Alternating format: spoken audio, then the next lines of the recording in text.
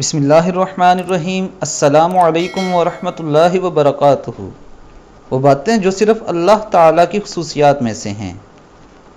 ہدایت کو دل میں اتارنا صرف اللہ کا کام ہے۔ گناہوں کی بخشش والا صرف اللہ ہے۔ پیدا کرنا اور روزی دینا صرف اللہ کا کام ہے۔ فتح و غلبہ عطا کرنا والا صرف اللہ ہے۔ غوث ہونا اور فریاد کو پہنچنا صرف اللہ کی شان ہے۔ نفع و نقصان کا مالک صرف اللہ ہے۔ کائنات میں تصرف کا مالک صرف اللہ ہے۔ دعاؤں کا قبول کرنے والا صرف اللہ ہے۔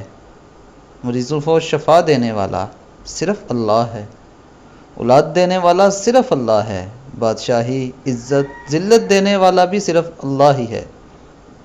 دوستو، یہ قرآن مجید کی مختلف صورتوں کی آیات تھی جو میں نے آپ کے سامنے پیش کی۔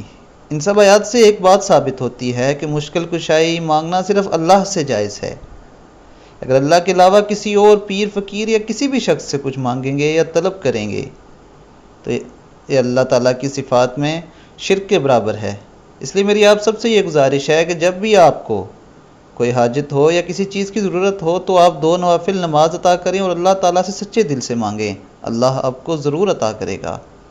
اب تک کے لیے اتنا ہی۔ اپنا